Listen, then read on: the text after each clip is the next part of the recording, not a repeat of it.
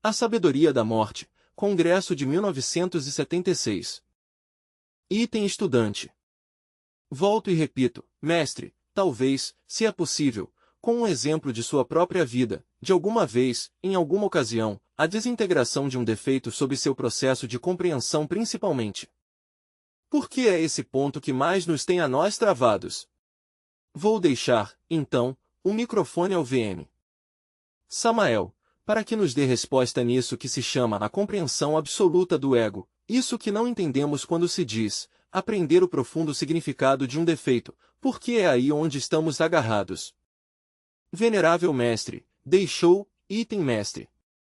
Bom, temos escutado a palavra de nosso irmão dominicano. E francamente, se me surpreendeu a pergunta tremendamente, surpreendeu-me pelo fato mesmo de que já escrevi 3 livros sobre o mesmo. O primeiro, pois, O Mistério do Áureo Florescer, o segundo, com uma didática exata sobre a dissolução do ego, Tratado de Psicologia Revolucionária, e o terceiro, o que acaba de sair, A Grande Rebelião. Assim pois, ao escutar esta pergunta, pois não pude menos que surpreender-me não. Ou é que talvez os irmãos da República Dominicana não tenham conhecido estas 3 obras? Sim, as têm conhecido? Item estudante. Venerável mestre, as obras as temos estudado, inclusive, sei que muitos de nós as estamos levando à prática, mas há questões, uns fiozinhos, uns pontos que não conseguimos captar claramente. Esse é o grande problema. Porque, por exemplo, eu sei, falando, digo, em nome de todos, que temos trabalhado em certos defeitos, os captamos, tratamos de estudá-los, tratamos de aprender o profundo significado, e logo, os que somos casados, os trabalhamos com o arcano AZF. Mas ainda fica dentro de nós certa inquietude, vamos dizer, certa insegurança de se estamos trabalhando bem ou mal esses defeitos que já temos estudado. Queremos que nos ilustre com um exemplo específico, não importa qual seja, da desintegração de qualquer defeito, item mestre. Claro, e agora mesmo vou acabar de ilustrar-vos. Hoje, citei parte de uma experiência vivida, mas agora quero responder-te narrando-a de forma completa. Há muitíssimos anos atrás, na verdade, vou repetir narração e ampliação do que já narrei na reunião que tivemos aqui há um momento, fracassava em todas as provas em relação à castidade. Acontece que no mundo físico, tinha conseguido o completo controle dos sentidos e da mente, de forma tão educada, que nunca havia, por exemplo, uma revista pornográfica, jamais observava um quadro pornográfico, aprendi a olhar ao sexo oposto da cintura para cima, sem deter-me jamais a observar a forma das panturrilhas ou coisas pelo estilo que lhes encanta olhar aos varões tão demoradamente para ser mais franco, tão perseverante. Assim que meus sentidos estavam absolutamente educados, pois, se observam na forma como manejo a vista dar-se-ão conta de que está educada. Naturalmente, que nestas condições a castidade era absoluta quanto ao mundo físico se refere. Eduquei também a palavra de forma extraordinária, não deixei fluir no verbo nenhuma palavra luxuriosa ou de duplo sentido, etc. E assim, tudo era correto. Mas nos mundos superiores de consciência cósmica a questão estava muito grave, gravíssima. Submeter-me a provas rigorosas de castidade falhava apesar de todos meus sistemas de controles psicológicos, apesar de todos meus judos psicológicos, apesar de todas minhas técnicas. Bastava com que me pusessem por aí uma vassoura vestida com saias para que imediatamente eu andasse atrás dela. Assim podia ser uma pobre velha bem horrível, não importava, o importante era que tivesse saias. Estava grave a coisa. Senti-me muito triste. Apelei ao sistema aquele de Krishnamurti, de compreensão integral e discernimento. O sistema de meditação era profundo, tratava de discernir o processo da luxúria, o processo do desejo. Queria compreender para poder eliminar, mas tudo resultava inútil. Depois de um dia de terrível trabalho sobre mim mesmo, voltava a falhar nas provas da castidade. Por tal motivo sofria pavorosamente. Não lhes nego que até me disciplinava rigorosamente, chegou o ponto de chegar até a açoitar-me.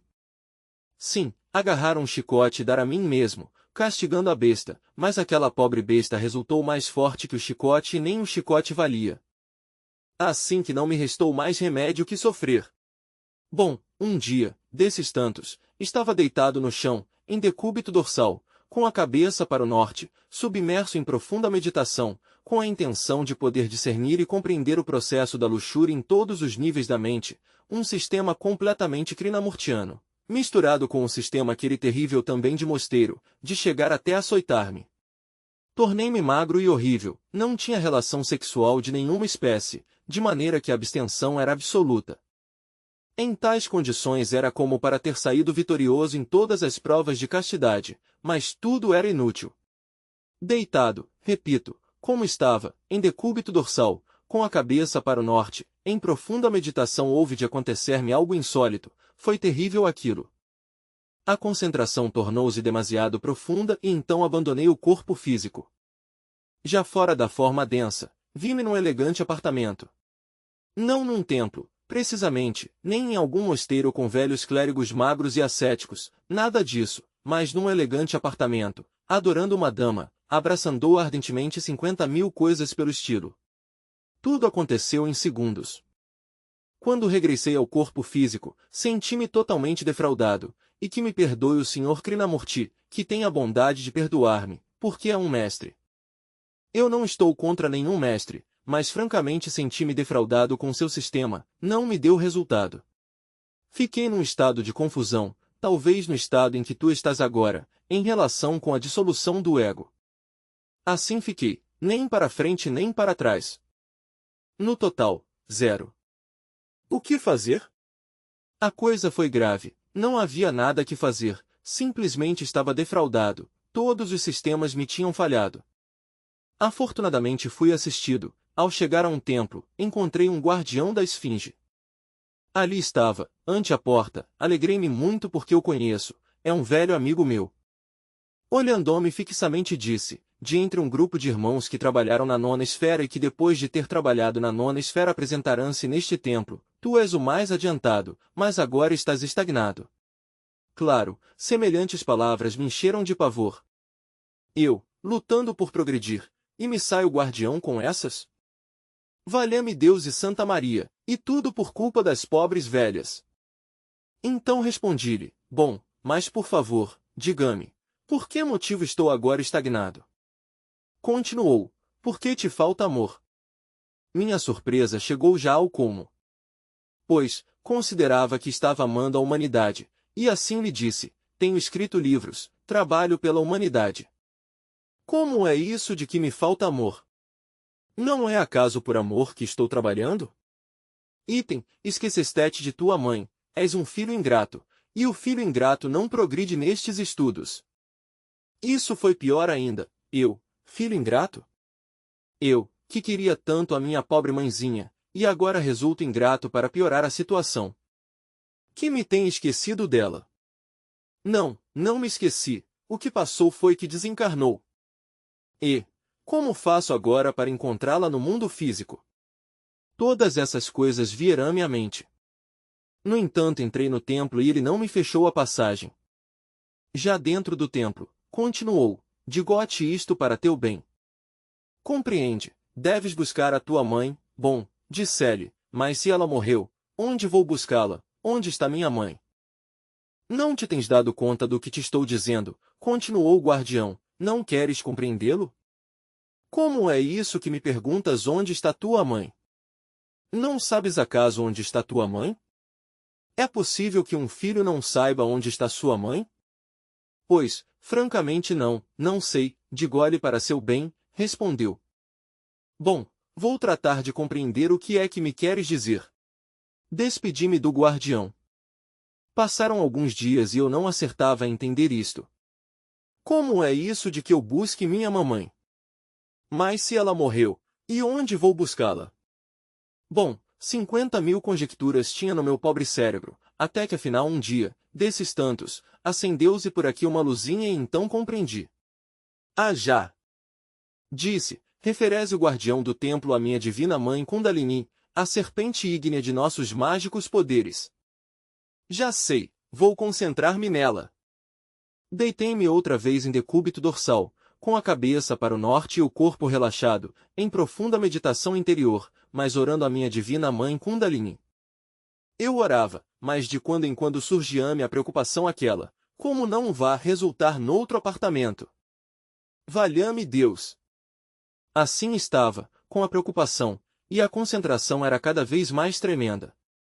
De repente, ela, Devi Kundalini Shakti, tirou-me de dentro do corpo físico e levou-me à Europa, a Paris. Uma vez nessa cidade, conduziu-me ante um grande palácio do Karma. O salão de audiências estava cheio de gente, alguns policiais me acompanhavam, senhores da lei. Disse, vejam só, nas coisas que me meti por estar nestas coisas. E aquela polícia avançou comigo pelo centro do salão, até a mesa onde estavam os juízes. Um deles, o que estava no centro da mesa, abriu um grande livro e leu-me algumas diabruras que eu tinha feito nas minhas épocas de Bodhisattva caído, por lá, na Idade Média, nas épocas em que a Inquisição Católica queimava viva gente nas fogueiras. Já não me recordava de semelhantes diabruras de Dom Juan Tenório e seus sequazes. Bem, leu o livro aquele homem, leu o Karma, certas más ações, românticas por certo, sim. Então me condenou que a pena de morte. Oh, a coisa está pior, disse, agora sim que de nada me valeu ter trabalhado pelos irmãozinhos lá, no mundo físico. Veja, nas que vim parar. Aguardei, para ver o que mais passava. O juiz chama um carrasco da lei, desses carrascos cósmicos sei que havia 2 no antigo Egito dos faraós. Chama um e lhe diz, dá-lhe a ordem de que me execute imediatamente, eu, um pobre tolo, parado aí ante semelhantes senhores, tão terríveis o que podia fazer. O carrasco desembainha a espada flamejante, o carrasco cósmico, porque há carrascos cósmicos, e avança para mim com a espada desembainhada. Bom, esse foi um momento em que, francamente, senti-me totalmente defraudado.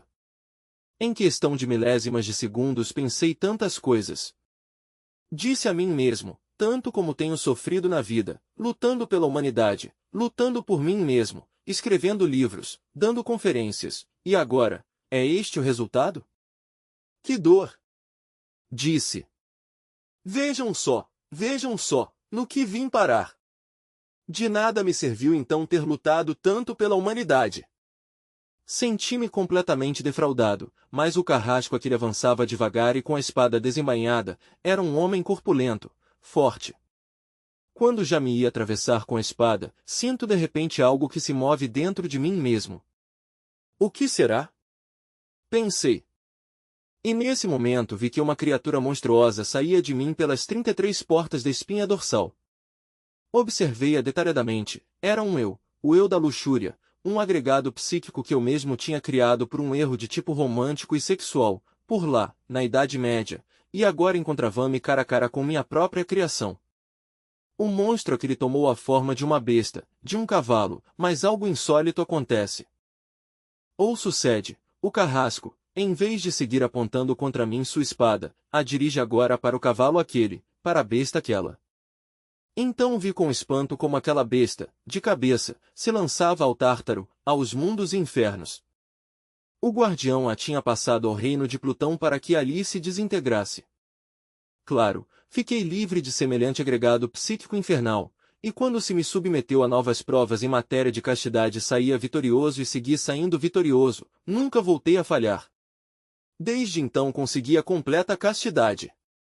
Bem, como quer que me deu um resultado formidável o trabalho com a Divina Mãe Kundalini, disse, este é o sistema para desintegrar os eus, e segui trabalhando então, com a Divina Mãe Kundalini, sobre distintos eus, isto é, sobre distintos agregados psíquicos, e pude verificar por mim mesmo, mediante o sentido da autoobservação psicológica, como ela trabalhava e como ia desintegrando, tão extraordinariamente, os distintos elementos inumanos que em nosso interior carregamos. Item assim que o caminho para conseguir a desintegração do ego se consegue com a Divina Mãe Kundalini Shakti. Item mais tarde, no tempo, cheguei à conclusão de que dentro de nós existe uma lua psicológica com 2 faces, a visível e a oculta. Tal como no firmamento há uma lua com 2 faces, também há dentro de nós mesmos, no sentido psicológico. Item a face visível da lua psicológica relaciona-se com os agregados psíquicos ou defeitos que a olho nu ressaltam. Mas há defeitos psicológicos que não saem à superfície e que si mesmo ignora, e que estão, digamos, colocados ou ubicados na parte oculta da lua psicológica. Item trabalhando com a Mãe Divina Kundalini, sem contato sexual, consegui desintegrar os defeitos da face visível da lua psicológica. Item depois, tive que encontrar-me cara a cara com a iniciação de Judas, a paixão pelo Senhor. Ao chegar a essas alturas descobri que há defeitos psicológicos, agregados psíquicos tão antigos e tão impossível de poder desintegrar, que necessitava apelar à nona esfera, descer a forja acesa de Vulcano. Assim o fiz, desci à nona esfera para trabalhar e consegui mediante a eletricidade sexual transcendente, sabiamente dirigida pela Divina Mãe Kundalini, desintegrar muitíssimos agregados psíquicos que ignorava. Que os tinha, mas jamais acreditava que os tinha, que se alguém me tivesse dito, tu tens tal defeito, pois, francamente, não o teria aceitado. Assim que, na verdade, conheci tudo isso e como resultado destes estudos, destes trabalhos, escrevi a obra intitulada O Mistério do Áureo Florescer, depois escrevi Psicologia Revolucionária, e logo, A Grande Rebelião. Tudo o que se precisa é, digamos, observarmos-nos a nós mesmos de instante em instante. As pessoas aceitam facilmente que têm um corpo físico porque o podem tocar, porque o podem ver fisicamente, mas são muitos os que não querem entender que têm uma psicologia particular, individual. Quando se aceita que tem uma psicologia, de fato começa a auto-observar-se. Quando se começa a auto-observar-se, inquestionavelmente torna-se, por tal motivo, numa pessoa completamente diferente. Mediante a auto-observação psicológica, de instante em instante, de momento em momento, descobrece os próprios defeitos psicológicos. Estes afloram espontaneamente, durante a inter-relação, e se estamos alertas e vigilantes, como o vigia em época de guerra, então os vemos. Defeito descoberto deve ser compreendido integralmente, em todos os níveis da mente. Compreendese um defeito através da técnica da meditação. Agora, chegar ao profundo significado de tal defeito não é questão de principiantes, isso é para pessoas que já estão trabalhando na parte oculta da lua psicológica. Contenteze em compreendê-lo e isso é tudo. Já compreendido, então podem invocar a Devi Kundalini, sua divina mãe cósmica para que ela o desintegre. Várias sessões de trabalho serão necessárias para a desintegração de tal ou qual defeito psicológico. Às vezes gastasse uns dias, outras vezes meses para poder chegar a desintegrar um defeito. Agora bem, torna-se mais fácil a desintegração quando o trabalho se realiza na nona esfera, porque o poder de Devi Kundalini é reforçado com a eletricidade sexual transcendente. Assim, um defeito que houvesse podido desintegrar em 6 meses ou um ano de trabalho pode desintegrá-lo num mês ou em 15 dias, ou numa semana na nona esfera. Ali há que clamar a Devi Kundalini, para que ela pulverize tal ou qual erro. Estou lhes falando sobre a base da experiência psicológica. Eu sofri muito durante 30 anos desintegrando, por exemplo, os defeitos psicológicos da parte visível da lua psicológica. E muito também sofri trabalhando com a parte oculta da lua psicológica, mas consegui. Em nome da verdade não possuo já os agregados psíquicos inumanos, agora fala aqui, diante de vocês, o ser e nada mais que o ser. Meus pensamentos não brotam, pois, do fundo de nenhum eu porque não tenho eus, fala para vocês, diretamente, o ser, e isso é tudo. Que sigam as perguntas, pois, por que devemos respondê-las a todas, e me perdoem tanto, pois, porque resulta que estamos na terra do, pois, em Guadalajara, Jalisco. Bom, quem vai falar? Quem for perguntar, rogamos que pergunte, pois, pelo microfone. Item estudante. Venerável mestre, há 26 anos exatamente, que eu digo, que é um defeito psicológico criado da minha própria mente, apresentam-se-me. Usamos mosquiteiro porque há muito mosquito em Santo Domingo, e pegame o cérebro, e eu vejo muitas aranhas no mosquiteiro, e pássaros, aves com o bico comprido que vinham sobre mim como a ferir-me. Item mestre. Não se ouve, irmão, rogamos que aproxime bem a seus lábios o frio microfone. Item estudante. Pois sim, há 26 anos exatamente desde o dia 30 de maio, 1950, começou uma crise em minha mente. Cada vez que me deitava, o cérebro ficava-me como numa pesadelo, mas eu podia ver, no mosquiteiro, aranhas peludas, não, e aves com bico comprido que vinham como a ferir-me.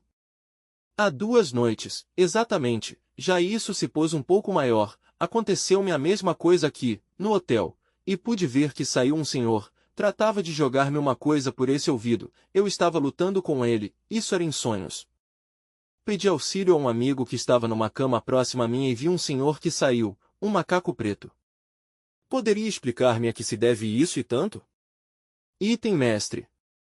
Bom, irmão, com o maior prazer vamos responder esta pergunta ainda que seja de caráter individual, não? Espero que as próximas perguntas se relacionem com as organizações e forma da gnose, nos países dos Estados Unidos, Porto Rico e Santo Domingo. Mas como uma exceção, neste caso, vamos dar uma resposta. Essas aranhas são agregados psíquicos que personificam o ceticismo. O materialismo, indicam-nos com clareza, na realidade, que numa passada existência foste muito cético ou incrédulo, e nesta mesma existência não tem sido tão crente, que se diga. Consequência ou corolário, existem essas horríveis aranhas em tua mente, criadas por ti mesmo, e quanto aos pássaros maus esses, de tão mau agouro, são criações também de tua própria mente, eus do ceticismo, do materialismo. Na presente existência que tens, deves desintegrar essas aranhas e essas aves do materialismo mental. Para tal efeito, tens que trabalhar muitíssimo sobre ti mesmo, dedicar-te a trabalhar com a Divina Mãe Kundalini, rogar-lhe que vá desintegrando essas aranhas e essas aves de tão mau agouro. Tu mesmo fizeste essas criações, esse é o resultado do ceticismo e do materialismo. A fé surgirá em ti quando destruíres essas horríveis aranhas e esses espantosos pássaros maus, bom, mas desta vez não me saiam com mais perguntas de tipo puramente individual. Item estudante. Mestre Samael, gostaria de fazer uma pergunta referida à ascensão da Kundalini. Se um homem pratica magia sexual com várias mulheres utilizando o mesmo procedimento que se a praticasse com uma, por que os resultados não são os mesmos? Item mestre. Distinto irmão, com o maior prazer darei resposta à sua pergunta. A Kundalini não é algo mecânico, o fogo sagrado do amor é a divina mãe cósmica. Ela, em si mesma, é onisciente, onimisericordiosa e totalmente justa, e seria absurdo supor, sequer por um momento, que nossa mãe Kundalini premiasse o adultério, neste caso, porque obviamente ela se converteria em cúmplice do delito. Essa é, pois, minha resposta. Item estudante. Venerável mestre Samael, como é possível que se uma pessoa traz seu guru fogo sexual não lhe acenda, no caso de que esteja trabalhando cabalmente com sua esposa e cumprindo com as regras do trabalho? Item mestre.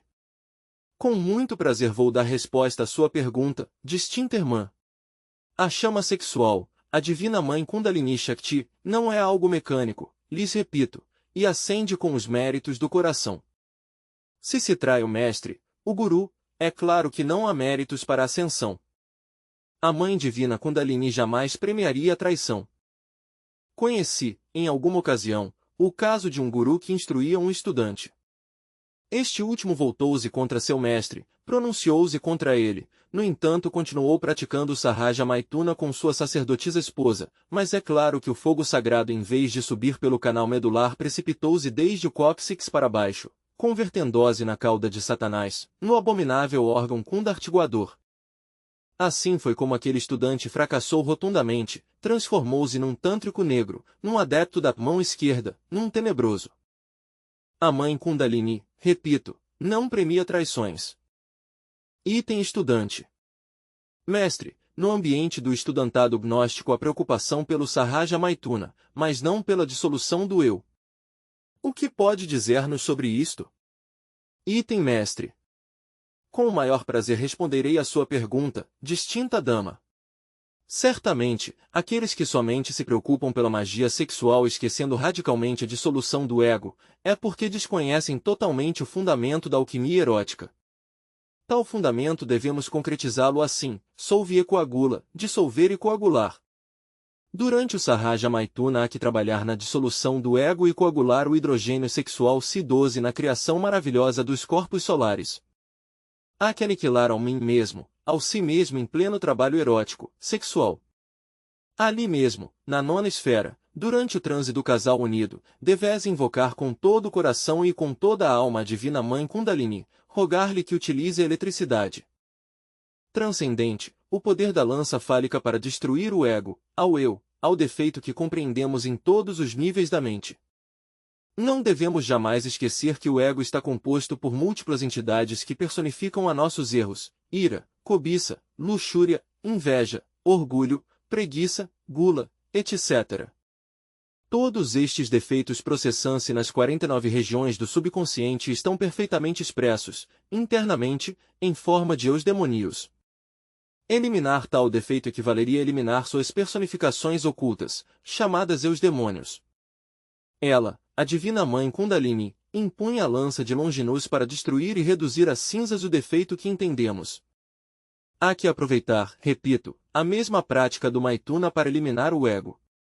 Quem somente se preocupa nada mais que pelo gozo, pelo desfrute, pela ascensão da chama, mas que não pensa jamais na dissolução do eu, afinal converter-se num Anasmussen com duplo centro de gravidade. Um Anasmussen é, como já o temos dito muitas vezes, um sujeito com duas personalidades internas, a branca, formada por seus veículos ou corpos solares, a negra, formada pelo ego, pelo eu, pelo mim mesmo, pelo si mesmo. Assim, pois, não esqueçamos jamais o dissolve e coagula, dissolver os erros, os defeitos psicológicos durante o Sahaja Maituna, e coagular as forças maravilhosas do sexo nos veículos crísticos, solares. Entendido, minha cara irmã?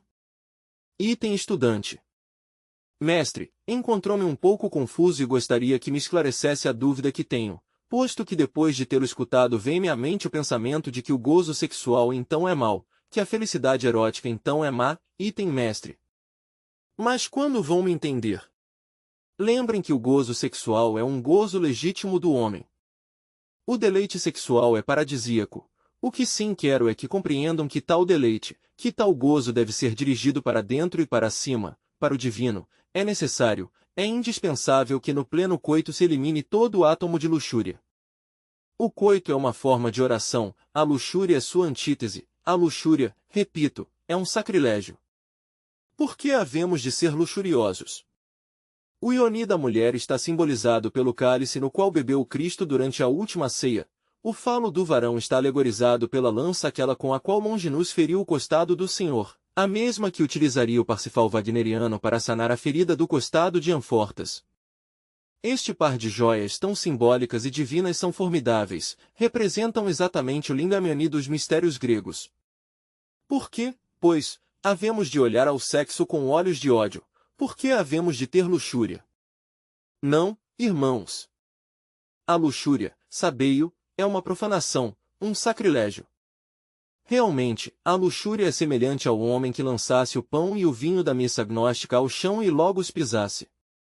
Esta classe de infames sacrilégios é horrível. Quem profana o Lingamiani com seus pensamentos grosseiros e luxuriosos, de fato, meus caros irmãos, é um sacrílego, um tenebroso, um luxurioso. Gozai, sim, do sexo, mas dirigi todo o vosso comércio sexual para Deus. Não penseis no gozo sexual com luxúria, a luxúria é sacrílega. Entendido? Item estudante. Como é de tanta atualidade e está relacionado com o que nos tem conversado, gostaria de perguntar o seguinte: a consciência desses rapazes do movimento hippie progride com as drogas que utilizam? São suas experiências, obtidas sob o influxo das drogas, similares às obtidas pelos mestres? Item mestre. Sua pergunta é interessante, meu estimável irmão, e com o maior prazer vou dar-lhe resposta concreta e definitiva. O movimento hippie, como já disse, está polarizado de forma negativa com Dionísio, os gnósticos estamos polarizados de forma positiva. Eis a diferença.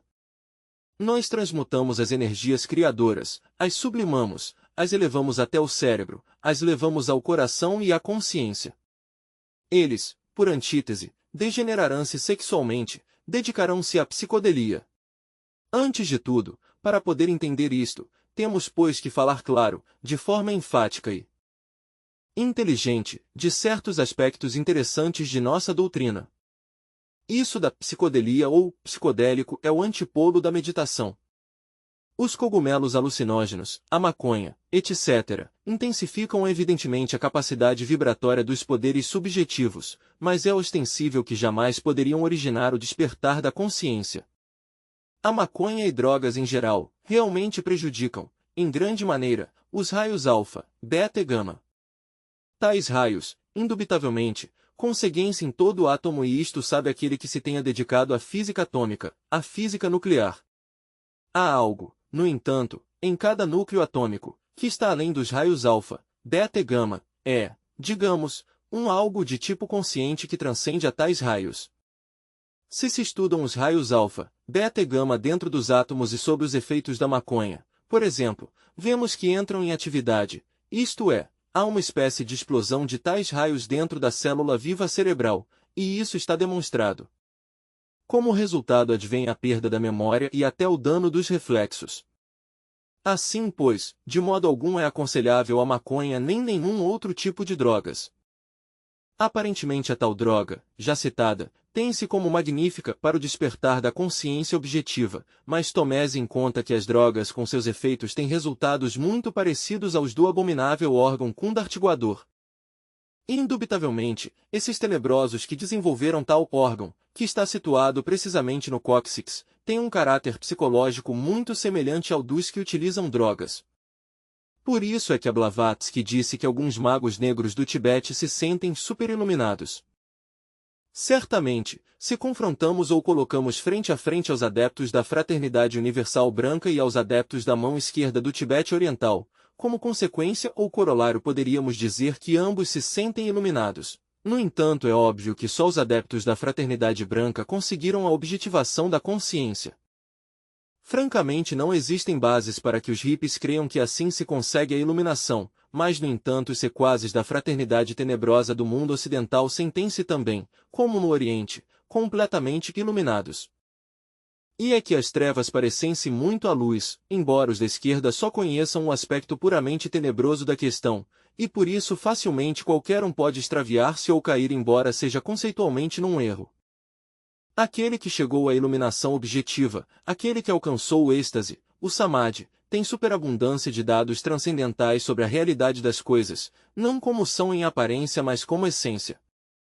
No entanto, os que estão sob o efeito das drogas, os que passam por um instante de maconha, digamos, creem-se lúcidos, creem que se encontram na luz, creem que conseguiram a objetivação da consciência, mas na realidade relacionam-se, não com verdades cósmicas, digamos, mas com o anverso da medalha, com o anverso da ciência pura.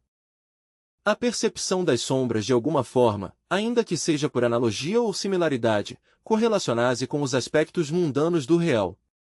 Claro que supõe muitos que se encontram por tal motivo iluminados, mas não é demais, neste ponto, repetir com Dante Alighieri e sua Divina Comédia que as trevas são o disfarce da luz. Inquestionavelmente, onde a luz resplandece mais clara, as trevas tornam-se também mais espessas. Frente a um templo de luz existe também um de trevas. Assim, pois, meu caro irmão, o que se percebe com a maconha e os cogumelos alucinógenos é o anverso da medalha, isto é, a outra face do real. A verdade também, repito, disfarça-se de trevas.